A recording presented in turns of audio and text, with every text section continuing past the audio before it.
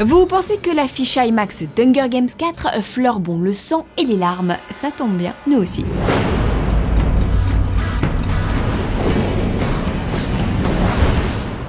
Alors hier, on était tranquillement en train de vous concocter une petite émission sur Star Wars quand soudainement Marvel a décidé de mettre à jour son calendrier pour la phase 3.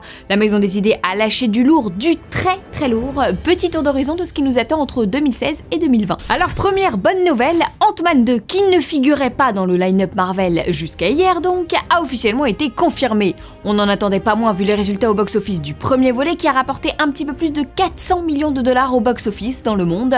Pour vous faire une idée, sachez que c'est plus que Captain America First Avenger. Cette suite, attendue sur les écrans le 6 juillet 2018, s'intitulera donc Ant-Man and the Wasp. Sans surprise, et comme le laissait suggérer l'une des scènes post-génériques du film, la guêpe alias Hoppim, campée par Evangeline Lilly, jouera un rôle central aux côtés de Paul Rudd, l'homme-fourmi. Mais tout ceci, vous vous en doutez, bouleverse complètement le calendrier. Black Panther, dont on vous parlait hier, a donc été avancé de 5 mois et sortira, une fois n'est pas coutume, en février 2018. C'est d'ailleurs pour cette raison que Marvel se met d'ores et déjà en quête d'un réalisateur.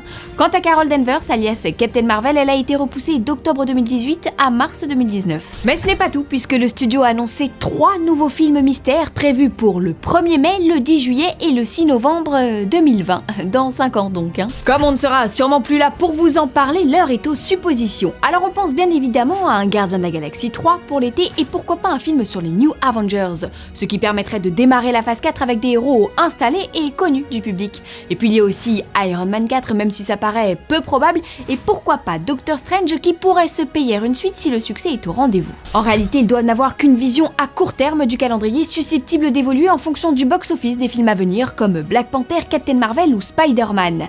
Mais promis, on vous reparle de tout ça dès qu'on a du nouveau. Verine. Aussi satisfaisante que le premier épisode d'Arrow saison 4, voici les news en bref. Retour aux 7 terres à la princesse Sélénia et à Arthur. Luc Besson vient de passer un accord avec Disney pour faire une série Minimoys. Vous vous souvenez des Minimoys? Mais si, cette trilogie de romans et de films pour jeunes ados qui raconte comment Arthur se retrouve dans le monde des Minimoys, ces petits machins là, à lutter contre le terrible Malthazar qui veut envahir leur territoire. Bref, la série d'animation sera réalisée en CGI façon Andy Serkis avec plein de capteurs partout pour 52 épisodes de 13 minutes. La diffusion aura lieu début 2017 et d'ici là, on se recoiffera histoire de ne pas avoir une bête à mèche. On comprend pas la vanne. Bah regarde les Minimoys. Mais c'est-il pas un nouveau teaser de Jessica Jones? Allez, promis, après celui-là, on arrête avec Jessica Jones, mais là on s'est senti obligé car on entend Kilgrave alias l'homme pourpre. Apparemment, il connaît très bien notre nouvelle héroïne Marvel, mais jugez plutôt. Et puis vous allez voir, ces teasers sont de mieux en mieux. Jessica. I know your secrets. I know about your friends. About your gifts. Jessica. Jessica Jones.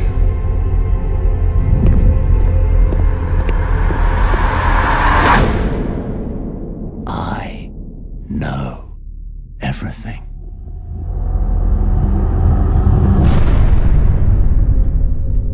Aujourd'hui dans le courrier des fansoniens, on répond à Thibaut qui va arrêter de désespérer puisqu'on a enfin des nouvelles des Power Rangers. Une photo de Naomi Scott alias Power Rangers Rose vient d'être dévoilée sur le compte Instagram du film. Naomi Scott que vous pouvez apercevoir brièvement, très brièvement, dans Le Seul sur Mars de Ridley Scott en salle le 21 octobre prochain. Mais revenons-en à Power Rangers. Il faut savoir que l'actrice a été adoubée par Amy Jo Johnson, la Power Rangers Rose de la série américaine originale. Et puis c'est un personnage extrêmement intéressant, très bon dans les enquêtes, qui découvre toujours le poteau rose.